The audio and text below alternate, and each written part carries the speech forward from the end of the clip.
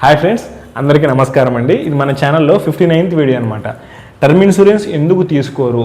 So మా team వాళ్ళు ఉంటారండి, వాళ్ళందరికీ కూడా నేను ఈ క్వశ్చన్ అడిగాను. సో వాళ్ళకి తెలిసిన పాయింట్స్ రాశారు, బట్ అవన్నీ కలిపి కూడా మెయిన్గా ఒక 6 పాయింట్స్ తీశాను బయటికి. నేను ఒక 6 లేదా 7 పాయింట్స్ తీశాను. సో మీకు 1 by 1 ఎక్స్ప్లెయిన్ చేస్తాను. ఫస్ట్ థింగ్ ఏంటంటే మనకి అవగాహన, అంటే అవేర్నెస్ లేకపోవడం, అంటే తెలియకపోవడం. మనకి ఒక ఇంత మంచి ప్లాన్ ఉంది టర్మ్ ఇన్సూరెన్స్, రేపటి రోజున మన ఫ్యామిలీకి ఇది హెల్ప్ అవుతుంది ఫ్యూచర్ సెక్యూరిటీ పర్పస్. సో ఏంటంటే పూర్తిగా కూడా ఐడియా ఉంటుంది, బట్ అందరికీ ఉండాలని లేదండి. అందరికీ అన్ని విషయాలు తెలియని రూల్ ఏం లేదు కదా. బట్ ఇది కూడా ఒక మెయిన్ పాయింట్ అనమాట, అవేర్నెస్ లేకపోవడం. ఒకవేళ కొంతమంది ఏంటంటే సార్ ఇంత మంచి ప్రోడక్ట్ ఉంది సార్, అసలు మేము తీసేసుకుంటాం సార్ అని చెప్పి వాళ్ళు ఇనిషియేట్ చేసి తీసేసుకుంటారు, వాళ్ళకి ఐడియా ఉంటే పూర్తిగా కూడా. తర్వాత సెకండ్ పాయింట్ చూడండి. సో నేను చనిపోను కదా నాకెందుకు అని ఒక ఇమాజినేషన్లో ఉంటామండి మనందరం కూడా. బట్ గుర్తుపెట్టుకోండి, పూర్తిగా కూడా లైఫ్ ఎప్పుడు కూడా అన్ప్రెడిక్టబుల్ అనమాట. ఎప్పుడు ఏం జరుగుతుందా అనేది ఎవ్వరు గెస్ చేయలేరు. నిజంగా ఎప్పుడు ఏం జరుగుతుందో తెలిస్తే సో అంతకు మించిన జీవితంలో ఇంకొకటి ఏమి ఉండదండి నాకు తెలిసినంతలో. మనం ఫ్యూచర్ని గెస్ చేయగలిగితే, ఒకవేళ ఏదన్నా భవిష్యత్తులో తొంగి చూడగలిగితే. బట్ అలాంటిది ఏమీ ఉండదు కాబట్టి రియాలిటీలో మనం ఆడుకుంటే సో నేను చనిపోను కదా నాకెందుకు అనుకుంటాం కదా. ఫర్ ఎగ్జాంపుల్ ఆలోచించండి, ఇప్పుడు బయట మనకి రిస్క్ జరుగుతూ ఉంటాయి, లాట్ ఆఫ్ మనకి జరుగుతూ ఉంటాయి, యాక్సిడెంట్స్ అవ్వచ్చు ఏదైనా సరే. సో మన ఇండియాలో ప్రతి 3 నిమిషాలకు ఒక పర్సన్ చనిపోతున్నారు అనమాట రోడ్ యాక్సిడెంట్స్ వల్ల. సో ఇలాంటివన్నీ చెప్పుకుంటూ పోతే చాలా ఉంటాయండి, బట్ అవన్నీ మనకు అవసరం లేదు. బట్ ఎప్పుడు కూడా ఇక్కడ ఆలోచించండి, చనిపోయే వాళ్ళు ఎవరైతే ఉంటారో వాళ్ళు అనుకోరా నేను చనిపోను కదా నాకు ఎందుకు టర్మ్ ఇన్సూరెన్స్ అని? ఖచ్చితంగా అనుకుంటారు కదా. బట్ ఏంటంటే ఎప్పుడు కూడా అలా థింక్ చేయమాకండి, నేను చనిపోను కదా నాకు ఎందుకని. తర్వాత నమ్మకం, ఇది కూడా చాలా చాలా ఇంపార్టెంట్ పాయింట్ అండి. ట్రస్ట్ లేకపోవడం. ఎందుకంటే మీరు ఆలోచించండి, మనం కట్టే 1000 రూపాయలకి కంపెనీ వాళ్ళు కూడా ₹1,00,00,000 టర్మ్ ఇన్సూరెన్స్ ఇస్తారా నిజంగా అనేది ఒక నమ్మకం ఉండదు పూర్తిగా కూడా. మనకేంటంటే ఆన్లైన్ అవ్వచ్చు, ఆఫ్లైన్ అవ్వచ్చు, ఎందుకంటే మేము ఉండం కదా, రేపు రోజు మా ఫ్యామిలీకి ఎలా క్లెయిమ్ వెళ్తుంది, మనం ఉండం కదా ఆ టైంలో అనే ఒక పాయింట్ ఆఫ్ వ్యూలో ఉంటారు. నమ్మకం ఉండదండి. ట్రస్ట్ ఇష్యూస్ చాలా ఉంటాయి. ఎస్పెషల్లీ మనకేంటంటే ఒక రూరల్ ఏరియాస్ నుంచి అయితే మనకి అసలు నమ్మరు వాళ్ళు పూర్తిగా కూడా. మనం ఏదైనా కొంచెం చదువుకొని కొంచెము హైదరాబాద్ అవ్వచ్చు, ఏదైనా సరే కొంచెం సిటీకి వెళ్ళి కొంచెం ఒక ఐడియా వచ్చింది అనుకోండి, టర్మ్ ఇన్సూరెన్స్ ఇలా ఉంటుంది ఏంటి అనేది కొంతవరకు తీసుకుంటారు. ఏంటంటే ఆ ట్రస్ట్ అనేది కూడా చాలా చాలా ఇంపార్టెంట్ పాయింట్. నమ్మకం ఉండదు పూర్తిగా కూడా. దాని తర్వాత మనకి 4th వన్ కనిపిస్తుందా మీకు? 4th వన్ వచ్చేసి మనకి క్లెయిమ్స్ ఇవ్వరు అనమాట. సో క్లెయిమ్స్ ఇవ్వరు. ఇక్కడ ఏంటంటే మనకి చూడండి, ఐ థింక్ కనపడుతుంది అనుకుంటున్నాను, క్లెయిమ్స్ ఇవ్వరు అనమాట. సో కంపెనీ వాళ్ళు మనకేంటంటే క్లెయిమ్స్ ఇవ్వరు, ఆ టైంకి ఏదో ఒక రీజన్ చెప్పి క్లెయిమ్ రిజెక్ట్ చేస్తారు అని చెప్పి అంటుంటారు. బట్ ఆ రీజన్స్ ఏంటి ఎప్పుడన్నా విన్నారా మీరు? సో మనం ఏముందండి, నోటికి ఏదైనా వస్తే మనం మాట్లాడతాం, పలానా కంపెనీ వాళ్ళు రిజెక్ట్ చేశారు క్లెయిమ్ అని. బట్ ఆ కంపెనీ వాళ్ళు ఎందుకు రిజెక్ట్ చేశారు ఆ క్లెయిమ్ అనేది మనకు తెలియాలి కదా. సో రియాలిటీలో మాట్లాడుకుందాం ఎప్పుడు కూడా మనం. ఇలా ఉంటుందన్నమాట క్లెయిమ్స్ ఇవ్వరు అనేది. బట్ అగ్రీ దట్ అండి, నేను ఒప్పుకుంటాను. బట్ నేను మీకు ఫర్దర్గా చెప్తాను. సో అసలు పాలసీ తీసుకునే ముందు ఏం తెలుసుకోవాలి, రేపు క్లెయిమ్ ఎలా చేసుకోవాలి, ఇవన్నీ కూడా పూర్తిగా కూడా నా రెస్పాన్సిబిలిటీ. నేను చెప్తాను ఖచ్చితంగా, మీరు టైం ఇవ్వాలంతే. దాని తర్వాత మనకి మనీ ప్రాబ్లమ్స్ అంటారు కదా. సో మనీ ప్రాబ్లమ్స్ అంటే మనకు డబ్బులు, అంటే టర్మ్ ఇన్సూరెన్స్ తీసుకోవడానికి సో డబ్బులు లేవండి. సో మనీ ప్రాబ్లమ్స్ అనమాట. సో నా పక్కన శేఖర్ అని చెప్పి ఒక అన్నయ్య ఉంటాడు. ఒకరోజు నార్మల్ కాల్ కనెక్ట్ అయింది. ఒక కస్టమర్ ఉండి సరే ఇట్లా మనీ లేవండి టర్మ్ ఇన్సూరెన్స్ తీసుకోవడానికి అని చెప్పి అన్నాడు అనమాట. సో అయితే ఆ అన్నయ్య ఉండి నాతో అన్నాడు ఇలా ఒక మాట, అరే మనీ మనకు నార్మల్గా ఆ పర్సను టర్మ్ ఇన్సూరెన్స్ తీసుకోవడానికి డబ్బులు లేనప్పుడు రేపటి రోజున అతనికి ఏదైనా జరిగితే వాళ్ళ ఫ్యామిలీ మనీ పరంగా ఎలా సర్వే అవుతుంది? అది చాలా నిజంగా నాకు చాలా మంచిగా అనిపించింది, చాలా మంచి వ్యాలిడ్ పాయింట్ అది. సో ఇట్లా ఏంటంటే మీరు ఆలోచించండి, ఒక 40 years ఉన్న పర్సన్కి కూడా సో ₹1,00,00,000 పాలసీ అరౌండ్ ఒక 2,000కి వస్తుందండి.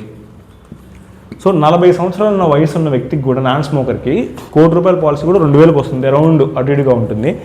అతనికి లేదు 2,000 అతని దగ్గర లేవు అనుకున్నప్పుడు ₹1,000 పెట్టి 50 లక్షల పాలసీ తీసుకోమనండి. లేదు 25 lakhsకి ఒక 500 పడుతుంది కదా, అరౌండ్ 500-600 ఆ పాలసీ తీసుకోమనండి. ఎంత కొంత ఉంటే సేఫ్ సైడ్లో ఉంటారు కదా వాళ్ళ ఫ్యామిలీ వాళ్ళు అట్లా. తర్వాత లాస్ట్ వన్ వచ్చేసి 6th వన్ అసెట్స్ అనమాట. మాకు ఆస్తులు ఉన్నాయంటారు.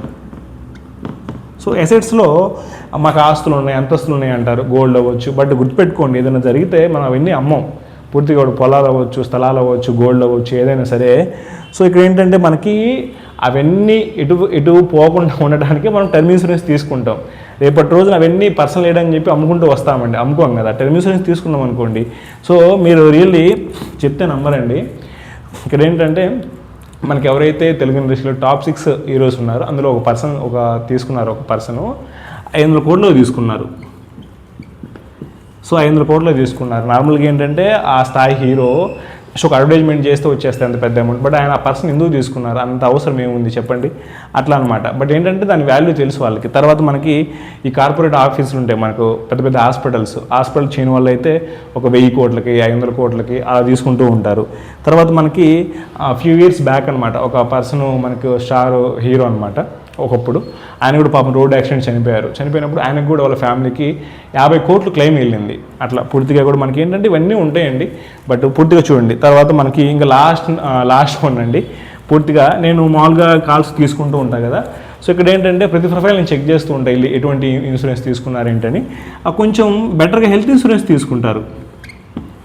సో హెల్త్ ఇన్సూరెన్స్ తీసుకుంటారు. హెల్త్ ఇన్సూరెన్స్ ఏంటంటే మనకి ఏదైనా బ్రతికున్నప్పుడు ఏదైనా జరిగితే మనకి ఎట్లా, ఆరోగ్యం బాగాలేకపోతే ఎవరు చూసుకుంటారు, నిజంగా చాలా మంచి కాన్సెప్ట్ అండి హెల్త్ ఇన్సూరెన్స్. ఖచ్చితంగా ఉండాలి ప్రతి ఒక్కరికి కూడా.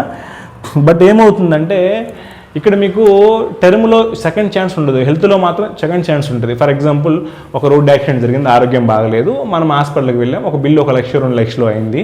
తర్వాత తెలుస్తుంది మనకు, రిలీజ్ అవుతుంది, అయ్యో అబ్బా టర్మ్ ఇన్సూరెన్స్ ఉంటే చాలా బాగుండే, హెల్త్ ఇన్సూరెన్స్ ఉంటే చాలా బాగుండే. ఆ టైంలో కనీసం ఆ 2 లక్షలు మన జోబులో పడకుండా, మన పాకెట్లో పడకుండా హెల్త్ ఇన్సూరెన్స్ కంపెనీ వాళ్ళే ఇచ్చేవాళ్ళు అని చెప్పి దాని తర్వాత తెలుసుకొని మనం రియలైజ్ అయ్యి హెల్త్ ఇన్సూరెన్స్ తీసుకుంటాం. బట్ టర్మ్లో ఏమవుతుంది, మనం ఏదైనా జరిగితే చనిపోతాం పూర్తిగా కూడా. చనిపోయిన తర్వాత మళ్ళీ వచ్చి తీసుకోగలమా టర్మ్ ఇన్సూరెన్స్, మన ఫ్యామిలీ రోడ్డును పడుతుంది అనమాట పూర్తిగా కూడా. సో ఇక్కడ ఏంటంటే ఎక్స్పీరియన్స్ అయిపోవడం. ఇక్కడ ఏంటంటే మనం ఏదైనా మనకు తెలిసిన వాళ్ళు కానీ ఫ్రెండ్స్ అవ్వచ్చు, ఫ్యామిలీ మెంబర్స్, బంధువులు అవ్వచ్చు, ఏదైనా జరిగిందనుకోండి రిస్క్, ఆ భయంతో తీసుకుంటాం. బట్ ఎప్పుడు కూడా గుర్తుపెట్టుకోండి, భయం అనేది మైండ్లో కొంతకాలమే ఉంటుంది. సో ఫైనల్గా నేనేమంటానంటే ఇదిగోండి, సో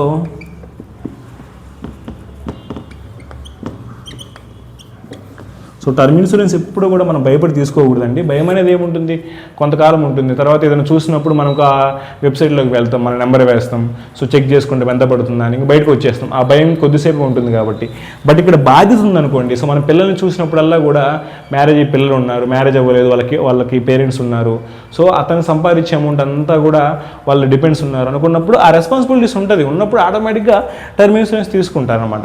నేను ఇంతకుముందు చెప్పినట్టుగా మీకు ఆ ట్రస్ట్ ఇష్యూస్, క్లెయిమ్స్ ఎలా ఇస్తారు అవన్నీ కూడా నేను మొత్తం చేసి పెడతానండి, A to Z. సో ఎంత కష్టమైనా సరే, బట్ ఆ కష్టమైనది ఏమి ఉండదండి, ఒక సోషల్ కమిట్మెంట్ తోటి నేను చేస్తాను. నాకు చాలా ఇష్టం, ఎందుకంటే తెలియాలి జనాలందరికీ కూడా. నేను ఇంతకుముందు కూడా చెప్పాను, మన తెలుగు వాళ్ళు ఎవరైతే ఉన్నారో అందరికీ కూడా ఈ ఇన్సూరెన్స్ గురించి ఖచ్చితంగా ప్రతి ఒక్కరికి తెలియాలి. రేపటి రోజున వాళ్ళ ఫ్యామిలీ వాళ్ళు ఎలా క్లెయిమ్ చేసుకోవాలి ఏంటి, ఎవ్వరి హెల్ప్ లేకుండా డైరెక్ట్ మన వీడియోస్ ఏవైతే ఉన్నాయో అవి చూసి చేసుకోవాలన్నమాట. అది నా మెయిన్ కాన్సెప్ట్ అనమాట. ఇబ్బంది పడకూడదు క్లెయిమ్ చేసుకునే ప్రాసెస్లో, టర్మ్ ఇన్సూరెన్స్ తీసుకునే ప్రాసెస్లో. బట్ నా తెలిసినంతలో అయితే ఈ వీడియోలో ఇంతేనండి. మీకు నెక్స్ట్ వీడియోలో మ్యాక్సిమం నేను స్టార్ట్ చేస్తాను, ఇంకా మన క్లెయిమ్స్ గురించి కానీ మనకు ఎటువంటి డెత్ కేసెస్ అవన్నీ చెప్తాను. సో కొంచెం టైం ఇవ్వండి, దాన్ని బట్టి మనం ఫర్దర్గా ముందుకు వెళ్దామండి. థ్యాంక్స్ ఫర్ అవైలబుల్ టైం అండి. Thanks for watching this video అండి. Thank you.